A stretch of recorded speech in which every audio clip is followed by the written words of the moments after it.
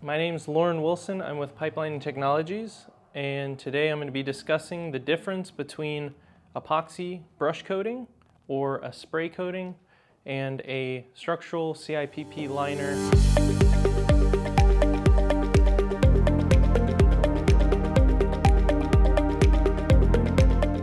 So today we're going to discuss the differences between the two, how they're applied. Then we're going to take both the structural liner, the brush coating, and put them under a stress test, see how they perform. And then we're going to also discuss of what are the advantages of CIPP and what are the advantages of brush coating. So what are the differences? Well, let's start with brush coating. This material is a part A chemical and part B prepackaged in a tube. This static mixer is put on the end. As it pumps through the static mixer, it mixes together, creating a solid epoxy. As you can see, there's two different colors. The reason for the two different colors is when you're doing multiple layers, you want to make sure that that coating or that first coat was fully covered and you have a full coverage when you're doing your multiple coats. So generally you do 3 to 4 coats depending on how much of a barrier you want to create. Once you pump that into the system, a brush system like this gets spun, and it's almost like painting that epoxy onto the inside of the pipe wall. With a spray coating system, it's a air motor that as it spins and the epoxy is pumped into that cup on the end of the air motor, it sprays it and slings it onto the inside wall of the pipe. So that's brush coating, that's how it's applied. Now, structural CIPP lining. Well, CIPP starts out as either a needle punched felt or a woven material like this. On the inside is a looped fabric. On the outside, it has a coating. This coating is to keep the epoxy resin on the inside as you're wetting it out.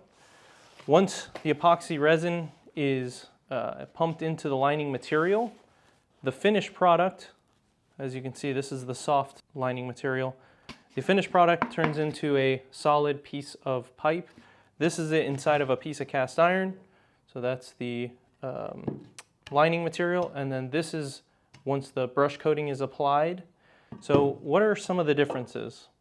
Well, with this material, this CIPP lining material, it is a fabric and epoxy.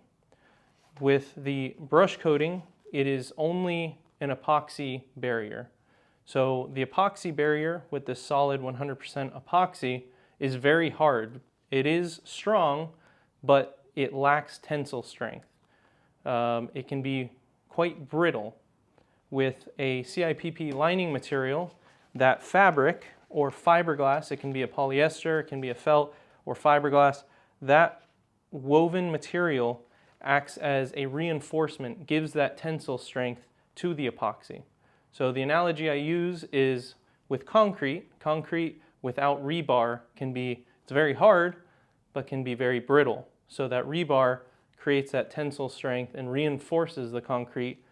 Similar, this liner, woven material reinforces the epoxy. So those are the differences. What we're going to do now is we're going to put these pipes that have been coated. This has been coated with 3 layers of brush coating. This has been lined with a fiberglass lining material that is exactly like this. Starts out as a soft material, epoxy is put in, and then it's cured to a solid piece of material or a liner. So we're going to put these under a stress test, see how they perform.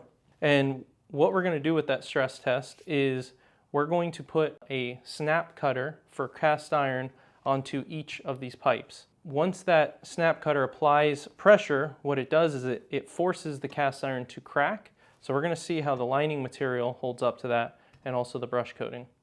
And you may ask, why are we using that as the test for the strength of this material? Well, cast iron, as it ages and is in a building, whether vertical or underground, it experiences external loads. whether from the dirt that's above it in an underground setting or in a vertical building. As it shifts, that can put stress and external pressure on the pipe, which then can cause it to crack. So after you pay for a lining or a brush coating, you want to see what it's going to do and how it's going to perform. So we're going to do that, and then we'll see what are the advantages of both.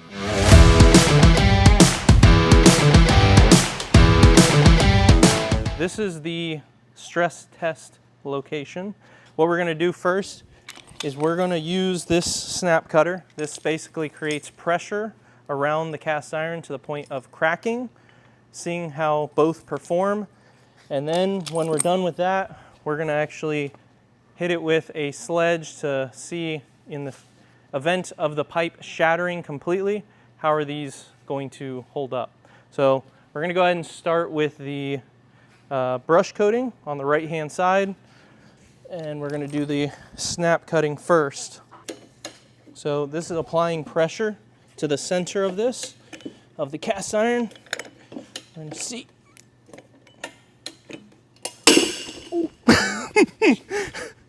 Well forward. All right. So we'll see how that reacted. So with the snap cutter, the pipe shattered into two pieces. The brush coating also cracked along with the cast iron.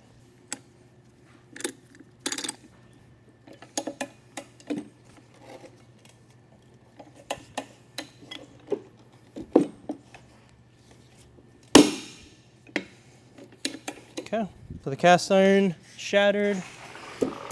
Now that we've done the snap cutter stress test on both pieces, we're going to do a bit of an intense test using a sledgehammer, but we're going to reenact if this pipe is 30, 40, 50 years old and starts to crumble, how is the lining or coating going to hold up to that? So we're going to start with the coating. We're going to hit it with the sledge and see how that reacts.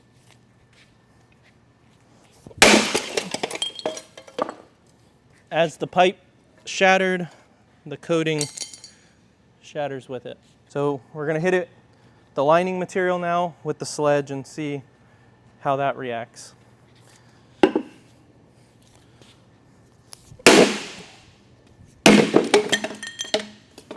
So lining material stays intact, even though the pipe shatters. The lining material is still there. So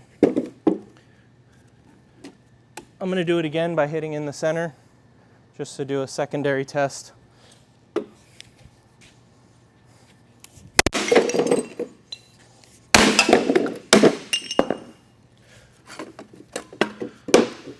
So even though the pipe crumbles around the lining, that lining material stays intact, still a solid piece.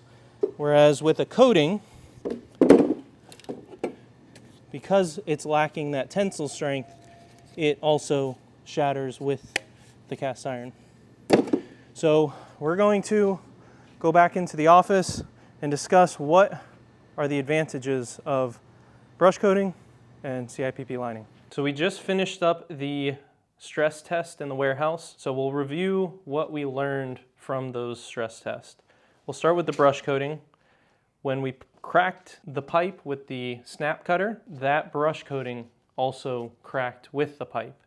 Then we put it under the intense test with the sledgehammer, and just like the cast iron shattering, that solid epoxy brush coating as well shattered. So again, like we reviewed in the beginning, it is a very hard epoxy, but because it lacks the fibers of that CIPP, it can be brittle as well. So it cracks fairly easily. So then we put the lining material under that stress test. When we cracked it with the snap cutter, you can see the even break here. It did nothing to the liner. Then under the intense test with that sledgehammer, we hit it, and that lining material is still in a solid form and definitely still usable. That pipe can disappear, and that lining material is taking the place of it. So after looking at that stress test, we learn that brush coating, the advantages or the uses of brush coating, should be used for corrosion prevention only. So when a cast iron pipe has water running through it, years and years of that water running through it, it builds corrosion, rust on the inside of the pipe. So this epoxy, if it's a brand new piece of pipe, or maybe only a few years old, going in, cleaning it, the surface of the pipe, and then applying the coating would stop and prevent further corrosion from happening on the inside of the pipe. So that's what an epoxy brush coating is good for, corrosion prevention. CIPP lining can be used and is good for pipes that are very old, aged systems.